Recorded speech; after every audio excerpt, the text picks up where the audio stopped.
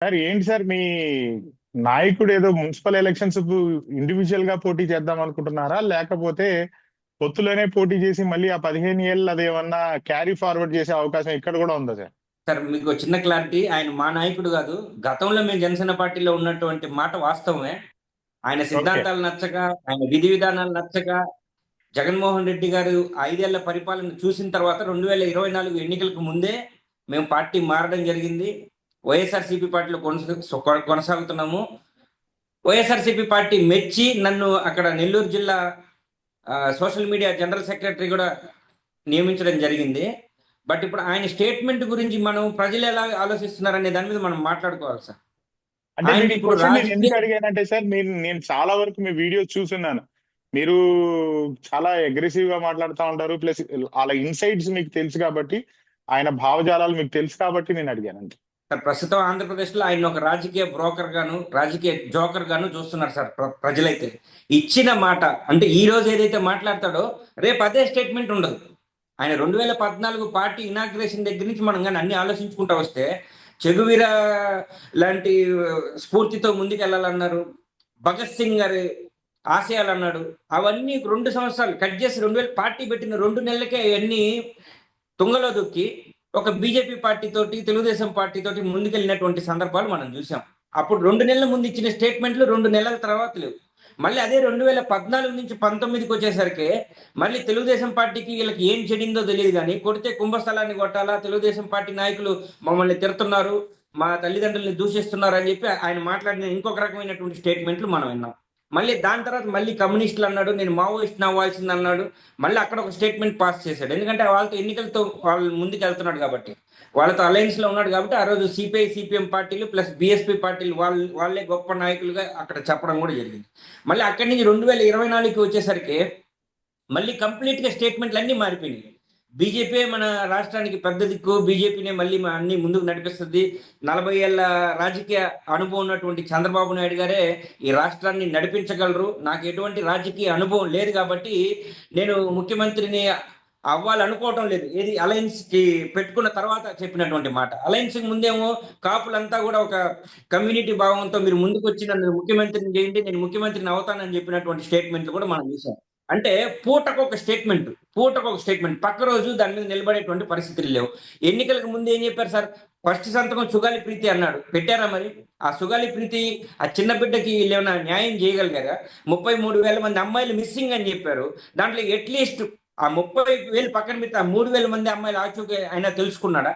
ఇటువంటి రాంగ్ స్టేట్మెంట్లు ఇవ్వడంలో అంటే కేవలం ఈయన ఎవరితో అయితే పొత్తులో ఉంటాడో వాళ్ళు గెలవాలనే ఉద్దేశంతో ప్రజలందరినీ కూడా గందరగోళం గురి చేస్తూ యువతని తప్పుదారి పట్టిస్తూ రెచ్చగొట్టే విధంగా మాట్లాడడమే పవన్ కళ్యాణ్ గారి నైజం. ఇది అందరికీ ఒక క్లారిటీ ఉన్నటువంటి విషయమే.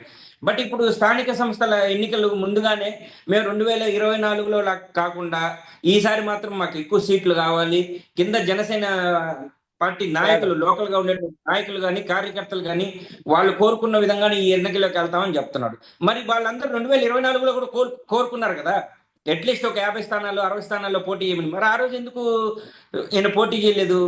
ఆ రోజు మాత్రం రాష్ట్ర ప్రజల సంక్షేమం అనే ఒక పెద్ద భారీ మాట ఒకటి మాట్లాడాడు. రాష్ట్ర ప్రజల సంక్షేమమే మాకు ప్రత్యేక ఎజెండా తప్ప ఇంకేది లేదు, ఓట్లు నేను చీలనివ్వను అని చెప్పాడు. మరి ఈ రోజు ఆయన ఇచ్చినటువంటి స్టేట్మెంట్ ఓట్లు చీలిపోయినా పర్వాలేదు, మా జనసేన పార్టీ నాయకులకు మాత్రం వాళ్ళు సంతృప్తి పొందితే చాలు అనే విధంగా స్టేట్మెంట్ పాస్ చేశారు సార్. అంటే ఇక్కడ మనం క్షుణ్ణంగా ఆలోచించాల్సింది ఏంటంటే తెలుగుదేశం పార్టీ తోటి విభేదాలు అంతర్గతంగా మొదలయ్యాయి అనేటువంటి విషయం స్పష్టంగా అర్థమవుతుంది. ఇటీవల జరిగినటువంటి కేబినెట్ సమావేశాల్లో ఎక్కడ కూడా ఈయన హాజరు కాకపోవడం, ఏదైనా హాజరు కాలేదు ఏంది పవన్ కళ్యాణ్ గారు అంటే ఆయన ఆరోగ్య పరిస్థితి బాగలేదు, ఆయన అనారోగ్యంతో హుటాహుటిన హాస్పిటల్కి తీసుకెళ్లారు, లేదంటే సర్జరీకి ముంబైకి వెళ్ళారు, లేదంటే హైదరాబాద్ హాస్పిటల్కి, ఇట్లాంటి వార్తలు మనం వింటున్నాం తప్ప అంతర్గతంగా తెలుగుదేశం పార్టీకి జనసేన పార్టీకి చెడిపోయింది అనేది మాత్రం స్పష్టంగా అర్థం అవుతుంది సార్. ఎందుకంటే అక్కడి నుంచి వచ్చేటువంటి ప్యాకేజీలు ఏమన్నా పర్సంటేజ్లో ఏమైనా విభేదాలు వచ్చాయేమో. ఇప్పుడు ప్రస్తుతానికి కేంద్రం మీద ఎక్కువ ఫోకస్ పెట్టినారు కాబట్టి బీజేపీ నుంచి ఏమైనా ఎక్కువ ప్యాకేజ్ ఏమైనా అందుతుందేమో అనే విధంగా ఆయన చెప్పినటువంటి స్టేట్మెంట్ అయితే దానికి కరెక్ట్ గా యాప్టెడ్ గా ఉంది సార్. అంటే మీరు లోకల్ లీడర్స్ తో మాట్లాడుతూ ఉంటారు కదా సార్, వాళ్ళు ఏంటి ఖచ్చితంగా పోటీ చేయాల్సిందే అంటున్నారా?